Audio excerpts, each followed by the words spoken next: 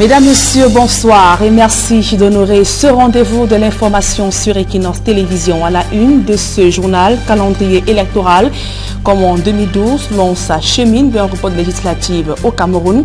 Le projet de loi portant prorogation du mandat des députés a finalement été déposé après plusieurs jours d'attente. Des élus du peuple se penchent sur le texte à l'Assemblée nationale. On fait le point dans ce journal. Et puis en sport, la polémique ne cesse d'enfler dans les milieux du sport.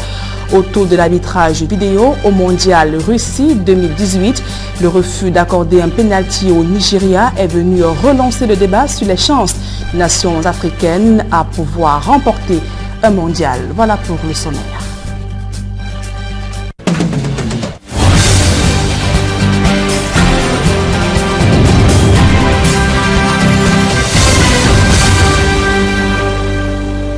Mesdames, Messieurs, une fois encore, bonsoir et bienvenue à tous. Rien ne se passera plus comme avant dans l'organisation ainsi que la promotion des activités physiques et sportives au Cameroun. Un nouveau projet est en discussion à l'Assemblée nationale. Il a été défendu cette mi-journée par le ministre des Sports, Pierre-Ismaël Bidounkpat.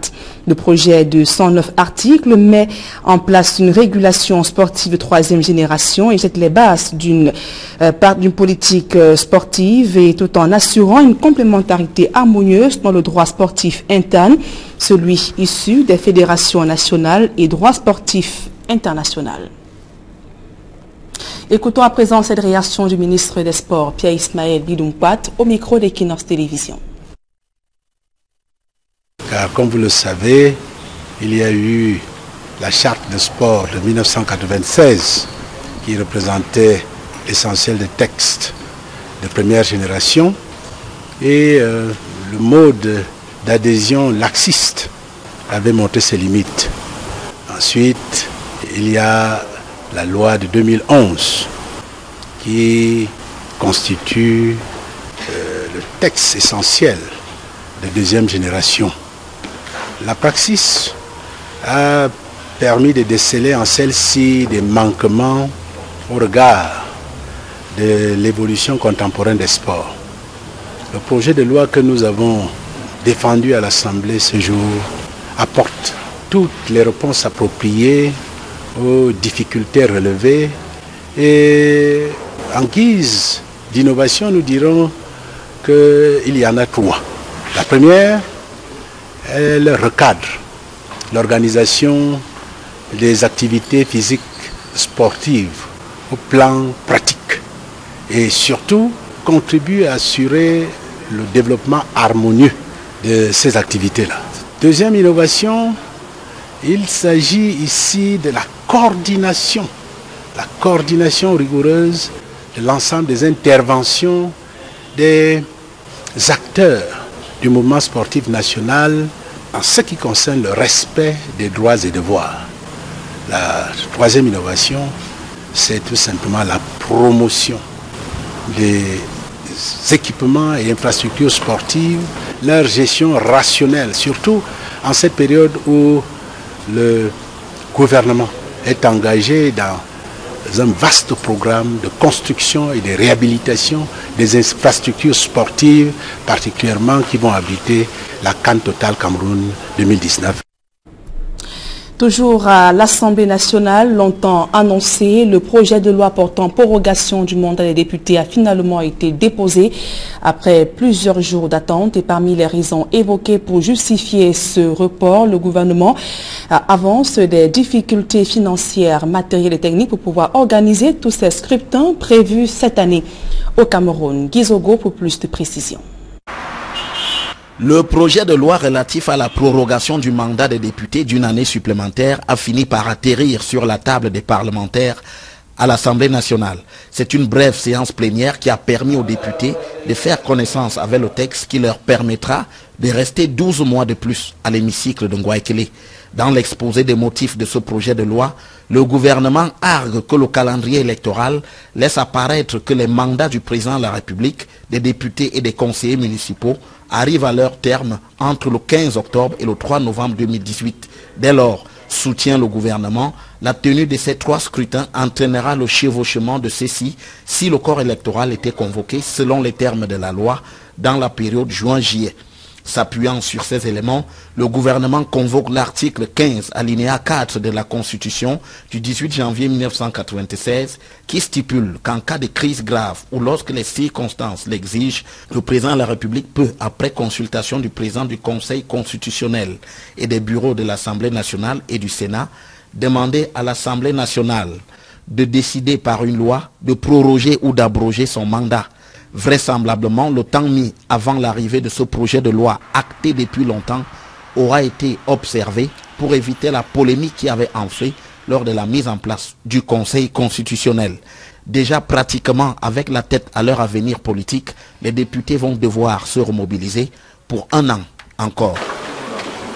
Et nous restons à la chambre basse du Parlement où le président de l'Assemblée nationale plaide pour l'accès aux populations, des populations démunies, à un logement décent et à moindre coût. Cavalier Guédibril a présidé ce jour la restitution du comité de suivi et d'évaluation des réalisations des logements sociaux dans les 10 régions du pays. Occasion pour le ministre Jean-Claude Bointou d'insister sur les mesures à prendre pour booster la construction des logements sociaux au Cameroun. Joël Essengue et Marcelin Gansop. Ce n'est pas encore le paradis tel qu'on le voit sur la maquette. Mais à Olembe, non loin du stade Paul Biya, des logements sociaux ne cessent de sortir des terres. Certainement pas à la vitesse que l'on aurait souhaité. Mais c'est bien la preuve que le programme gouvernemental, déroulé aussi bien à Yaoundé qu'à Douala, tient la route. Avec un taux global de près de 75% et est prévu de s'achever en 2019. Nous avons également le programme de 1520 logements sociaux construits avec la coopération chinoise qui sont entièrement achevés à Yaoundé, Douala, Bamenda, Bafoussam, Limbe et Sambou. Il manque actuellement l'autorisation de commercialiser. Une note positive que le ministre de l'Habitat et du Développement urbain a partagée avec les députés, non sans relever les contraintes qu'il convient de lever pour espérer mieux. Il faudrait que nous accélérons la réforme foncière et domaniale. Nous pensons qu'il serait également important de faire aboutir les codes en gestation, le code de l'habitat, le code de la construction, la loi sur l'habitat social et la formulation de la politique urbaine.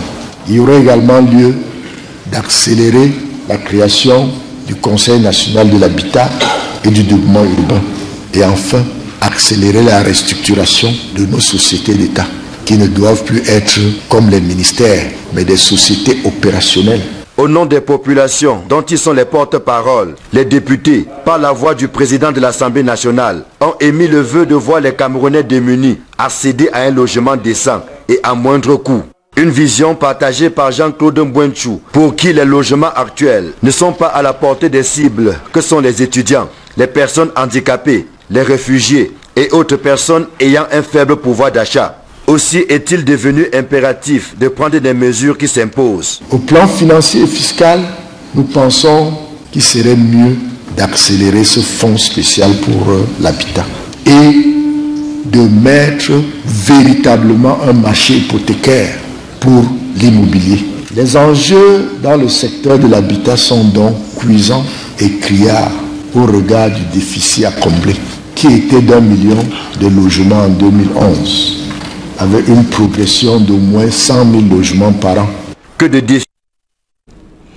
Dans le reste de l'actualité, chaque jour, 6300 personnes meurent de suite d'un accident de travail ou d'une maladie liée au travail, soit plus de 2,3 millions de morts par an. Ces chiffres alarmants ont été révélés par le ministère du Travail et de la Sécurité sociale. C'était au cours d'un atelier de sensibilisation ouvert ce jour à Douala. Durant 3 jours, les participants, à savoir les délégués régionaux et départementaux du travail et de la sécurité sociale, des membres du programme Pays pour travail décent et certains partenaires sociaux vont cogiter dans le but de susciter une prise de conscience chez les acteurs du monde du travail, dans le but d'améliorer le taux de déclaration des risques professionnels et de permettre à l'administration publique d'avoir une meilleure maîtrise des risques et leur impact sur l'économie et la société. Les commerçants du marché Kouaban sont aux abois. Ils ont crié leur colère après la destruction de leur comptoir dans l'espace marchand situé dans une banlieue de la capitale. Yaoundé, ces commerçants s'offusquent déjà à l'idée d'un transfert ailleurs et dénoncent l'absence de l'aménagement des sites de recasement. Joël Essengay Guizoro. Au quartier Nkwabang, à Yaoundé, la gestion du marché est une vraie pomme de discorde. Les autorités administratives, au prétexte de désengorger le grand carrefour attenant au marché, ont lancé une opération de déguerpissement qui passe mal. Les commerçants dénoncent le non-respect des clauses qui ont conduit à leur installation sur ces lieux. On s'est entendu qu'on occupait le site moyennant quelque chose. Au jour d'aujourd'hui où mes syndicats respectent cet engagement depuis pratiquement 5 ans. Et on occupe le site en attendant que la mairie trouve un site et viabilise le site et nous allons partir. En effet, il apparaît que l'occupation de cet espace par les commerçants s'était fait de commun accord avec la famille propriétaire de ce terrain qui le cédait contre rémunération. Avant d'entrer pour une boutique, on doit verser une somme de 70 000 à 80 000 francs CFA. Ça, c'est comme caution d'entrée. Et puis pour installer, il faut verser 3 mois de loyer d'avance ou 4 mois ou 6 mois. Ça dépend de votre négociation. À en croire les commerçants, ce déguerpissement est en fait la conséquence de l'acquisition de cet espace par un opérateur économique réputé. Il savait que Santal s'est acheté une parcelle de terre sur le site et tout le monde est menacé. Et je ne crois pas que ça doit, je ne savais pas que ça devait se passer ainsi, d'autant plus que nous sommes dans un état de droit. Mais les autorités administratives présentes sur les lieux, dont le sous-préfet de Nkola Famba, indique tout en refusant de s'exprimer au micro d'Equinox Télévision qu'il s'agit d'une opération de désengorgement du carrefour jouxtant le marché de Nkwabang, soumis selon elle à l'incivisme des commerçants. Le maire n'a pas également répondu aux sollicitations d'Equinox Télévision. Selon le sous-préfet, les commerçants doivent rejoindre le nouveau marché, un point sur lequel la Confédération syndicale des travailleurs du Cameroun, CSTC, met un bémol. Il a été proposé un site appartenant à M. Akonose et je voudrais vous dire qu'un jour nous arrivons là-bas pour tenir une réunion et c'est la famille à qui appartient ce site qui est sorti de second pour dire qu'Akonose leur devait encore de l'argent. À ce moment j'ai dit au maire, il y a problème. C'est une ligne sur laquelle les commerçants campent et disent attendre un marché digne de ce nom. Nous attendons que le maire construise un marché digne de ce nom et là, et qui vienne enregistrer tout le monde. Là, quand chacun quitte dans sa boutique, c'est pour aller entrer dans une autre. C'est comme ça que ça se passe.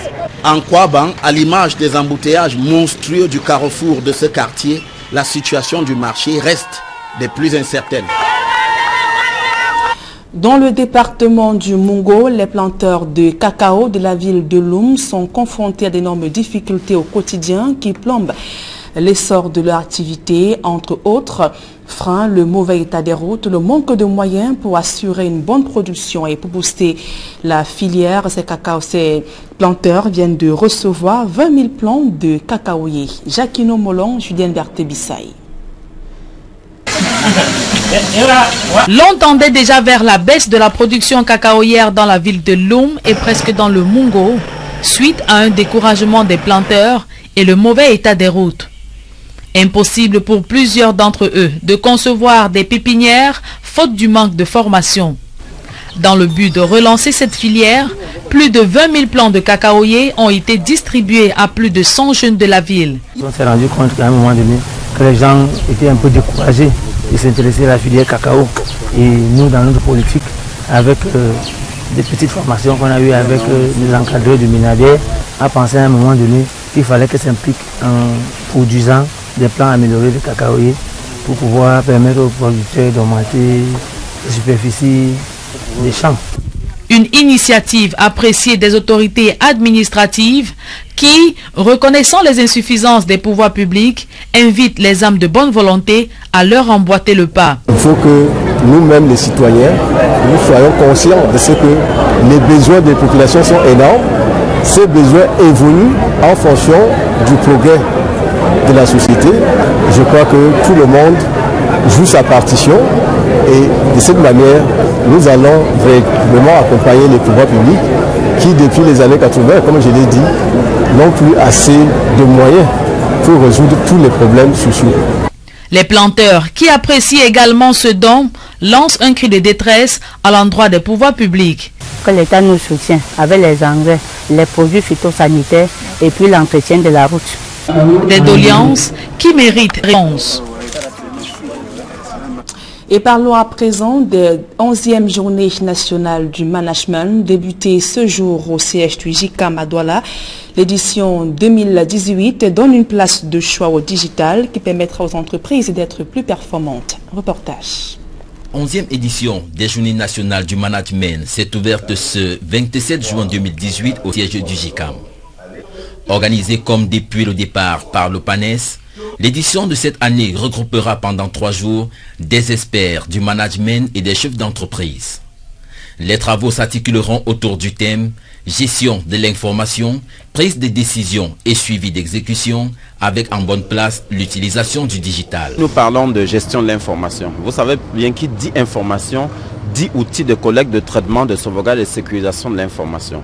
Mais on parle aussi du suivi de l'exécution. Dans une entreprise, vous avez par exemple 3000 personnes. Il vous sera désormais de plus en plus difficile de faire un suivi manuel.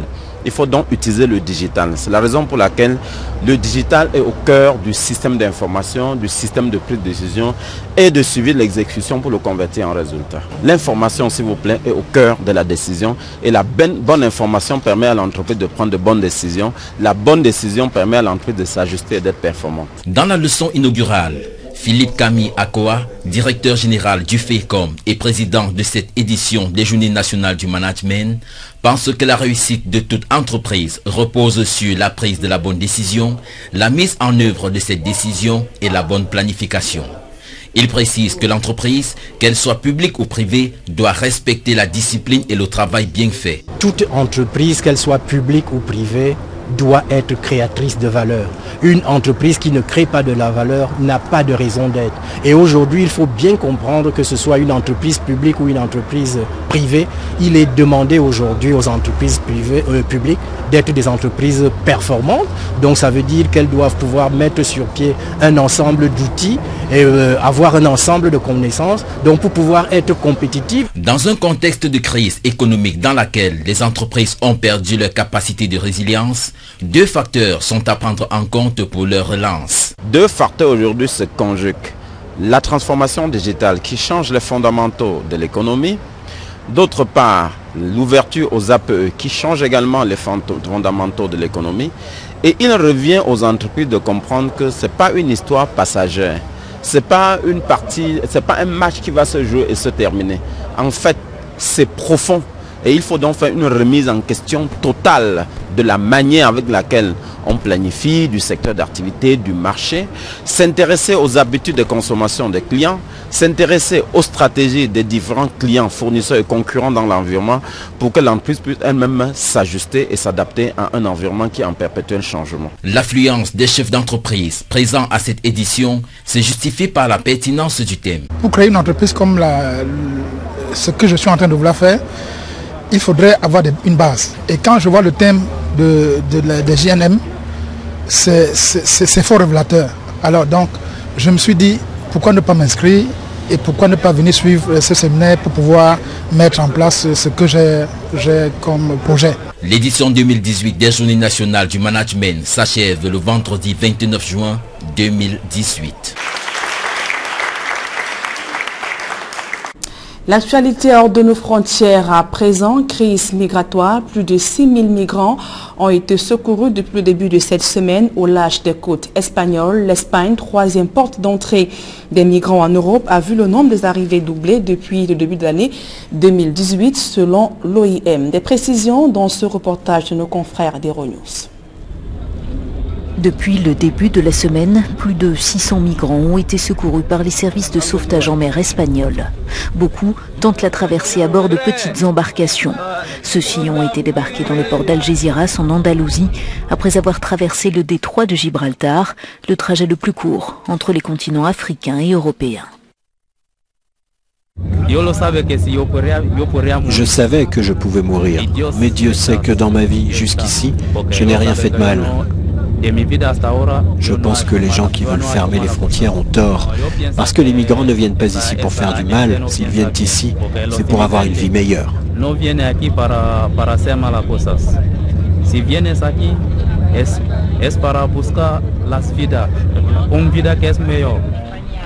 Des migrants pris en charge par la Croix-Rouge avant d'être répartis dans les centres d'accueil pour les premières démarches.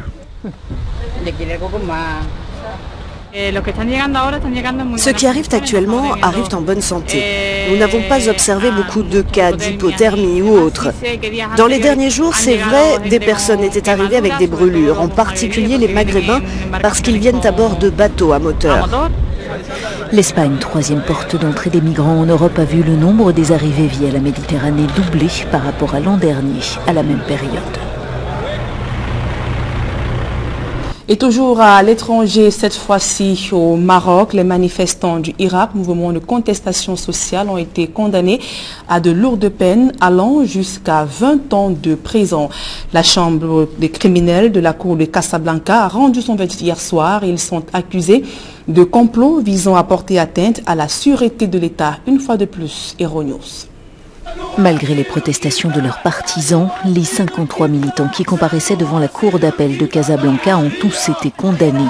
Parmi eux, Nasser Zefzafi, le leader de la contestation populaire qui avait secoué la région du Rif dans le nord du Maroc en 2016 et 2017. Il a écopé de 20 ans de prison pour complot visant à porter atteinte à la sécurité de l'État. Presque tous les accusés ont été condamnés à des peines de prison. Seul un sur les 53 s'en sort avec une amende de 5000 dirhams. C'est à l'issue d'un procès de 9 mois et en l'absence des prévenus que le verdict a été prononcé. Ils ont boycotté les derniers jours d'audience pour protester, je cite, contre la partialité de la justice. Les manifestations avaient débuté en octobre 2016 dans la ville d'Al Hoceima après la mort d'un vendeur de poissons accidentellement broyé dans une benne à ordures. Cristallisant les frustrations de la population dans une région marginalisée et pauvre, elles avaient duré près de 10 mois. Mesdames, Messieurs, c'est la fin de ce journal. Merci pour votre aimable attention et passez d'agréables moments en compagnie de nos programmes.